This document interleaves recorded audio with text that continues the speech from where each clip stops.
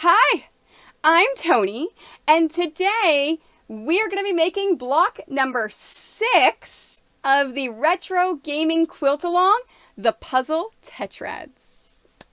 I love this block so much. So this is a quilt aLong that I did a few years ago, and I did it live on Twitch. And it was great. I loved it, and then I uploaded on YouTube. And a lot of people were having problems trying to get to the actual tutorial part of it. They were having some problems following along. So what I did is I have edited it. I've tried to cut out a lot of the extraneous stuff because I do a lot of talking to everyone. There's like all sorts of things happening. I try to cut all that down. And by cutting it down, I've gotten to the actual tutorial part, and I've tried to make it easy and simple to follow. So it's not perfect, but I've done the best that I can. So let's go ahead and make our Puzzle Tetrads. If this block is being made as part of the Retro Gaming Revival Quilt, use the following strips from previous blocks. Okay, we need the alien parasite and hunting dog. Here's hunting dog and coins.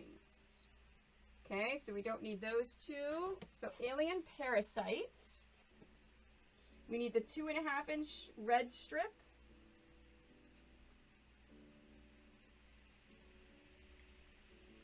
Okay. There we go. And the 2.5-inch purple strip. Let's make sure I don't have any loose purples.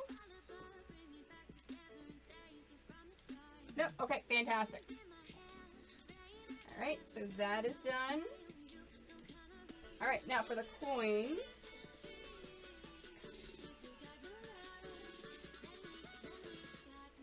We need the bright blue 2.5-inch strip.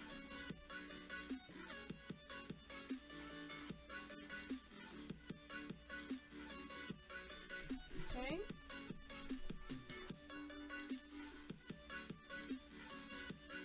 Go. Oops.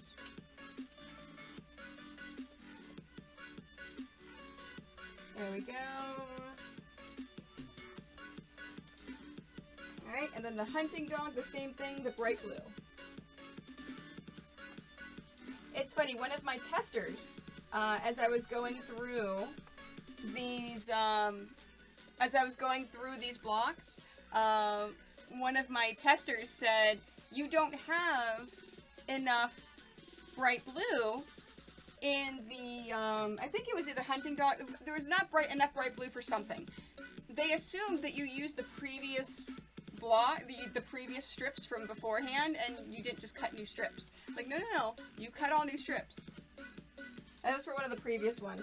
I just thought that was funny since, there we go, I've got that, perfect. Yeah, the only time that you'll use previous strips or combos or things like that is if it actually says it in the instructions. Okay, and I want to remind anyone that's watching on YouTube, we do have the live chat going on the upper left-hand corner. So as if anyone's chatting at all, you can actually see what's going on, that's happening live. Also, you'll see that little Pretzel Rocks thing. That is an amazing music service that allows me to play their music here on the stream. The only thing that they ask is that they put the link to if you want to see the artist or download the song yourself. And that's it. So if you are watching and you like what you hear, please feel free to go to those links. Alright, so let's start going down. We're first going to cut the strips. So, purple. Now, I do not need the 2.5-inch strip because I pulled it from my previous block. So there is that one. So I do need a 1.5-inch strip.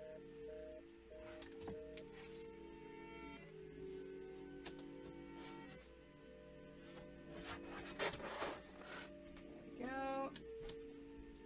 Oops, it would help if I had this right. The person you're trying to reach is not available right now.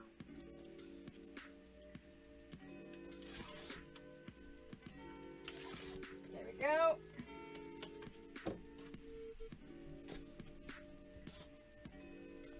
Okay,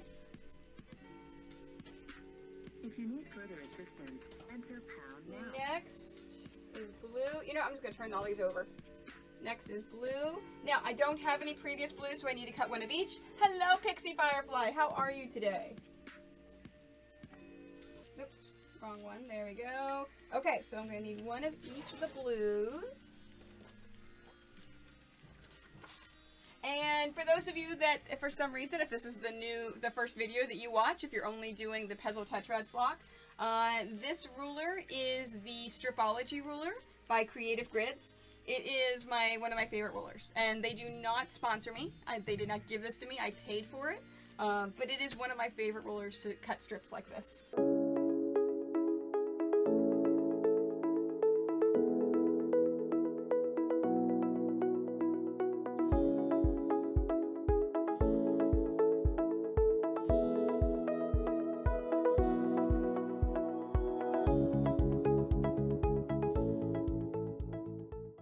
We are done with page number 1. So from the 1.5 inch strips, cut all strips in half.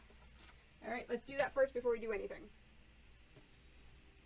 That's my trash pile. See what I'm hiding behind the chat right there is my little trash pile. So we're gonna take now these are already cut in half because remember, we made double the number of strips because we treated it like it was a fat quarter. So the only ones we have to cut in half are these. So I'm actually going to open them.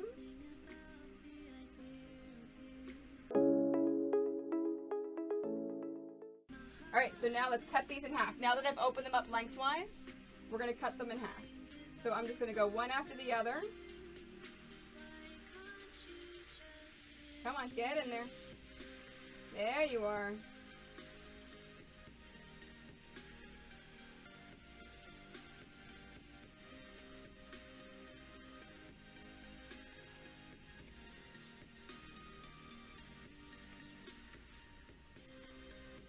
There we go. All right, so those are in half. So now on to page number 2. Page 2. Now, considering there's 4 pages, being on page 2 is actually a good thing. Okay, so with the 2.5 inch strips, let's take this and flip this back over again. So, blue. With the blue fabric, let's go ahead and cut these. Now remember, whenever you're cutting your strips, let me show you what I'm doing. All I'm doing is keeping it folded in half and ironing it. Because whenever I cut my pieces from my strips, I want to make sure that I am as efficient as possible. So, what I do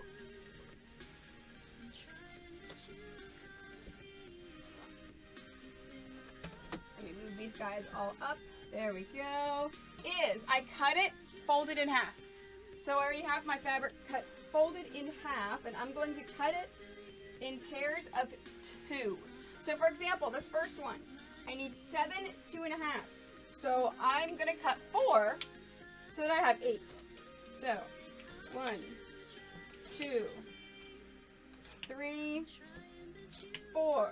And then I need 7 1.5. So again, I'm going to cut 4, so I have 8. 1, 2, 3, 4. Now, I only need 7 and 7. So here's my extra. I'm going to take 1 piece away from here and 1 piece away from here. And I'll put my scrap right there. And then that's it. Perfect.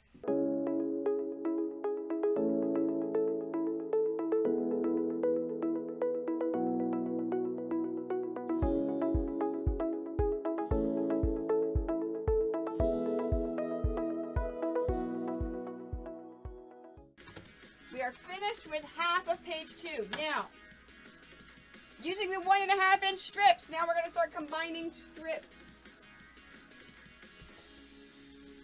Okay, let's do this.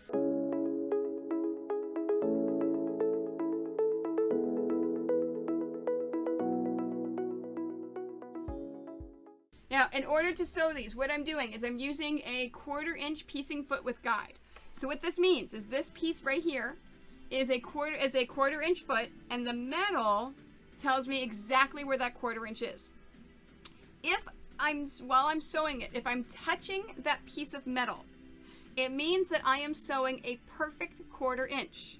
Now, the problem with a perfect 1/4", whenever you iron it, you have the extra bulk now of the thread. So whenever you iron it open, so let's say if you take a 1" piece of fabric and sew it to a 1" piece of fabric, so that's 2 inches with a 1/4" seam. So that means you're taking away a 1/4" from each one. So instead of 2 inches, it's now 1.5 inches. But if you measure it and you sew a perfect 1/4", it's going to be less than the 1.5 inches. So what you want to do whenever something says to sew a 1/4", you want to sew what's called a scant 1/4". Thank you so much for picking up that pattern.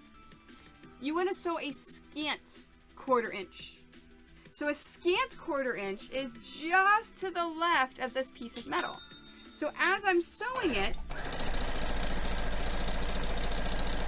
I actually see a little bit of space, and you can actually see it right here. You see that little black space that's between the fabric and the metal?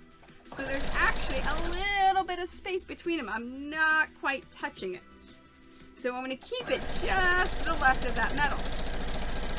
Now, feet like this are a lot easier to use than just looking at the base of your machine. At least for me. And I know new sewers, it's a lot easier for new sewers as well.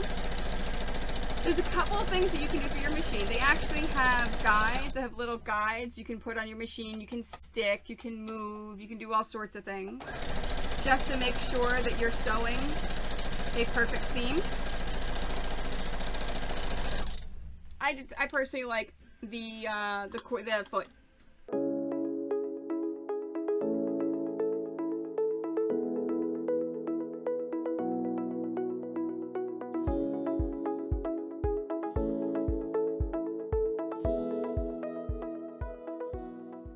Alright, so we're going to separate these, and we are going to fold them in half.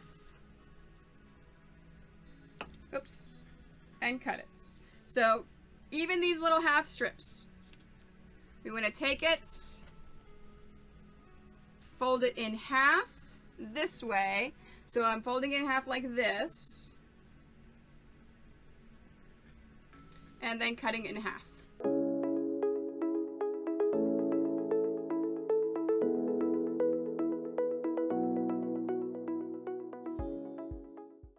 This is half the strip. So this is the gray and pink combination strip, right? So what I've done is I've laid it down with the gray side up and the pink side up. And I'm going to iron this. Oops, let's wait for my iron to heat up. I'm going to iron it in opposite directions. So that means I'm going to iron this towards the gray. So I'm going to flip this gray up and iron it that way. And then I'm going to iron this towards the pink. And what that does is it's going to give me seams that alternate in opposite directions. And it's going to give me more opportunity and choice in order to be able to lay it out. Alright, there we go. So, let's lock our seam in.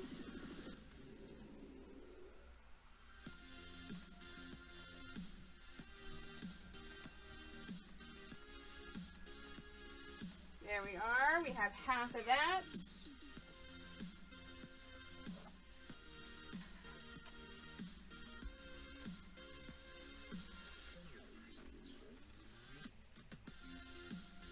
There we are, and then that's towards the pink. And that's all you're doing for ironing.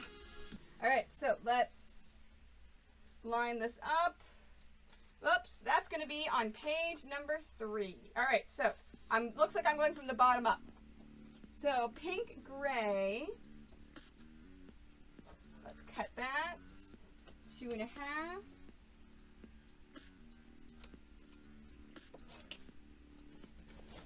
And it said I need to cut 2 for 4 total.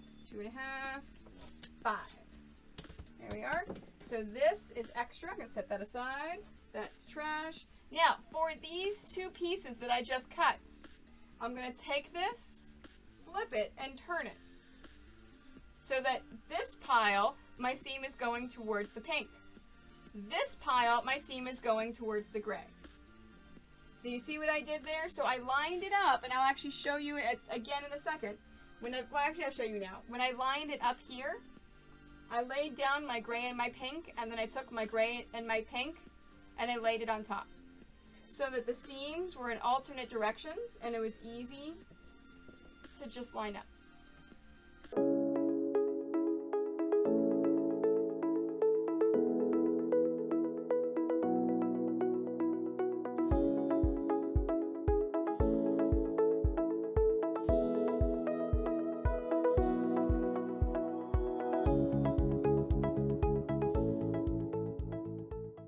Now, all you're doing is you're looking at the pieces that you cut out, that you've combined, and you're matching it up.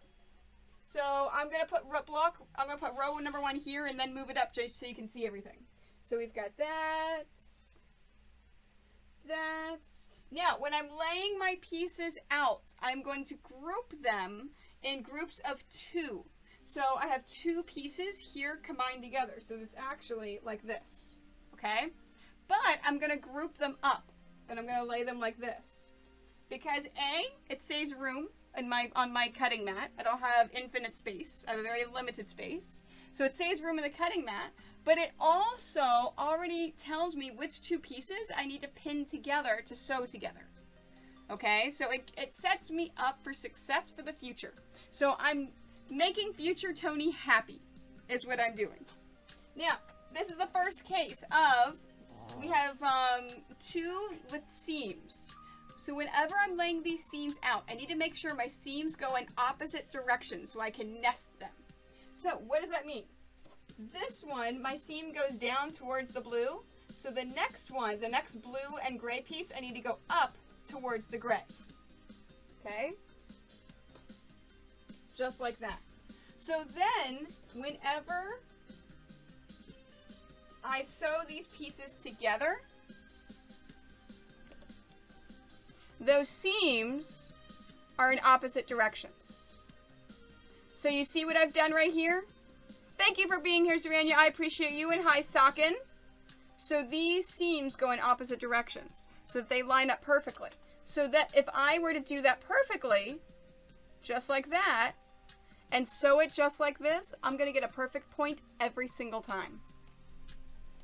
So that's the trick to perfect points. Is make sure your seams go in opposite directions. Okay, so that's towards the gray. So the next one, I need to go towards the purple,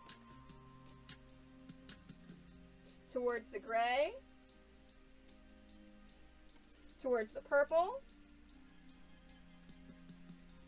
towards the gray, towards the purple,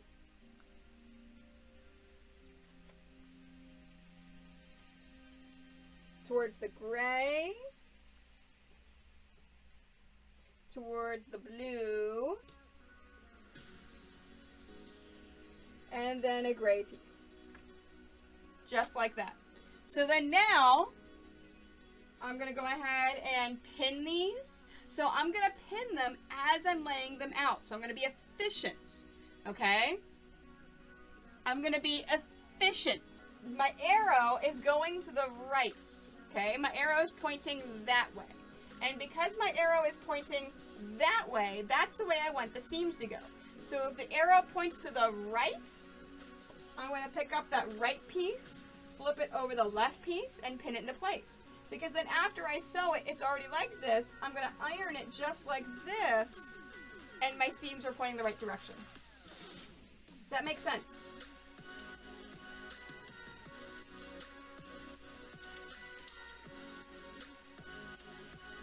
Now, whenever I'm doing pinning, so right over left and pin it into place. I want to pin that seam first. I always want to pin the seams first. So seam comes first, and that's to make sure that I hold that together for my perfect point.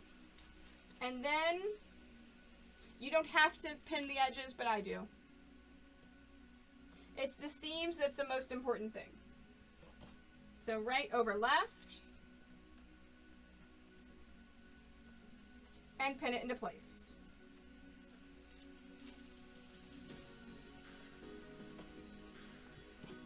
Right over left.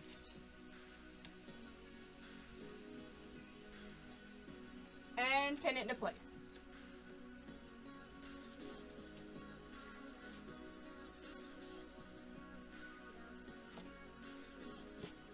Right over left. And pin it.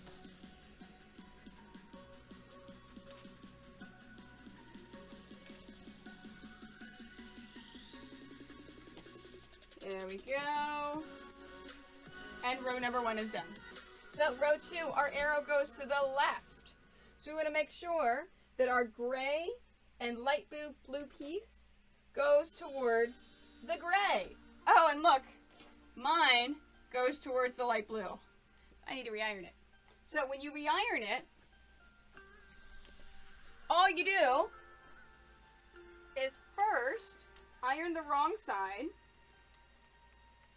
and then flip it over and iron the correct side. There you go. Just like that.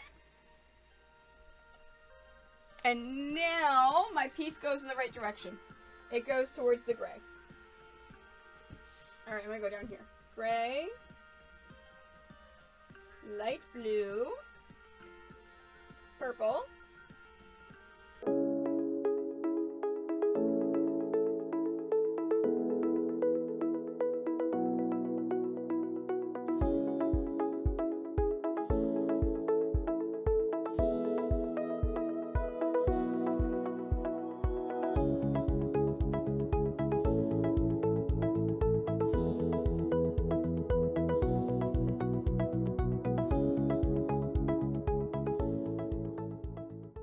I'm going to grab this first row, I'm going to bring it forward, and I'm going to sew it with a scant 1/4 inch. Remember back to the beginning of the stream when I talked about scant 1/4 inches. You don't want to do an actual 1/4 inch, you want to do just a little bit shy of a 1/4 inch.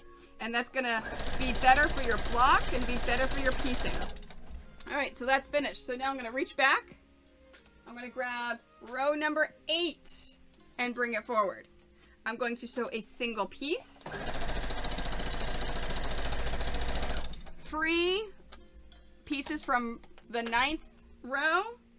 And I'm going to move it forward, take those pieces out. Take out my pins. Now remember, I talk about this every week. Do as I say, not as I do. Please do not sew over your pins. It is a horrible, horrible habit that I have developed. Do not sew over your pins. You could damage the machine, you could break your needle, and the pieces can go at your face. It's not a good habit that I do, but I still do it, and I'm not going to break myself in the habit. All right, so that being said, that's all I'm doing is I'm taking the rows back here, bringing them forward, sewing them, and then putting them back where they were in order. Okay, now let's take a look at the close-up. So now what I'm going to be doing is chaining. Chaining means I have something constantly in the machine at all times. Nikki showed you the actual explanation of that. So something in my machine at all times. So I'm taking this fabric, putting it in the machine. I am not pushing my fabric. I am not pulling my fabric. Chaining does a few things. It saves time. It's more efficient. It saves on materials. It saves you thread.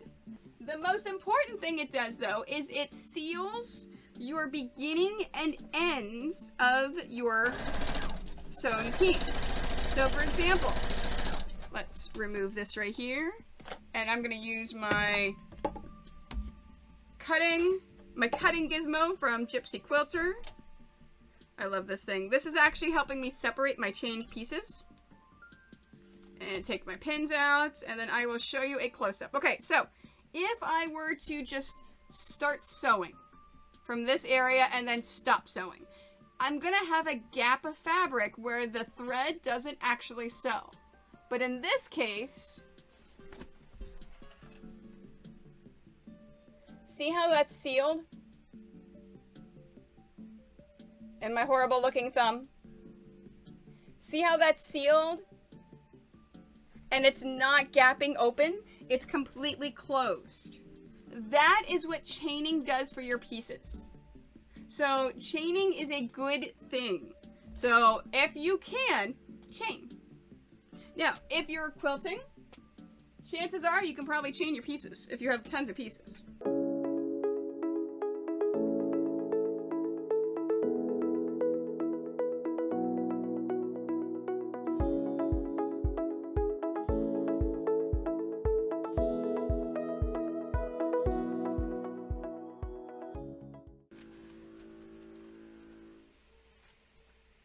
Now remember, all you have to do is iron it up. So I laid it down exactly how I did it, so I know I've got them ironed in the right direction.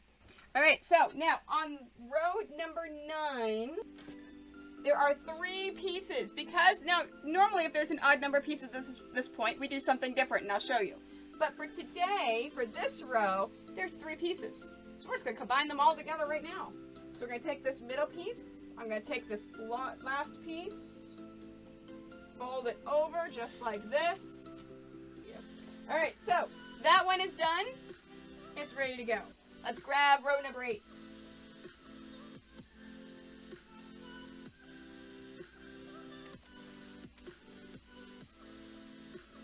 At this point, I start counting my pieces. So row number 8 has 4 pieces. 1, 2, 3, 4. Now, row number 8, seams go to the left. So to the left, I have 4 pieces. Now, at this point, I'm going to lay them out just to make sure I've got it all correct. And yes, it looks good. So my row number 8, my arrow goes to the left, so I pick up that left piece, flip it over the right, and pin it into place.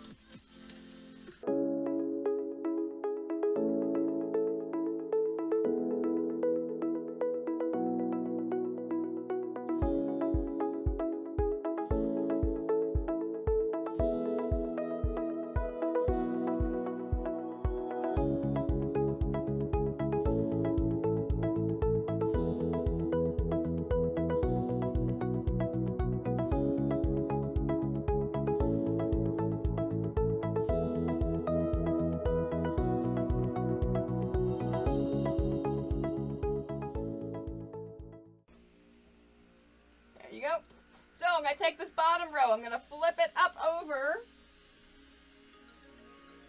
and there's only one seam that lines up, which is this one right here. So let's put a pin in that seam so it's nested and it's held in place. And then we're going to go back and pin the rest of the seams. So, chat, why do we make sure that every single one of our seams has a pin in it?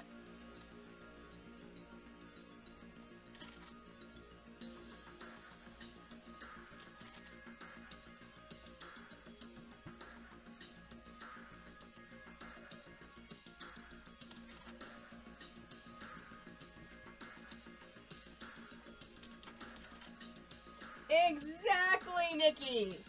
So whenever you're sewing, your seams don't flip. If you're sewing and your seams flip, it's going to add extra bulk to your quilt top that you don't want. Trust me, you don't want that.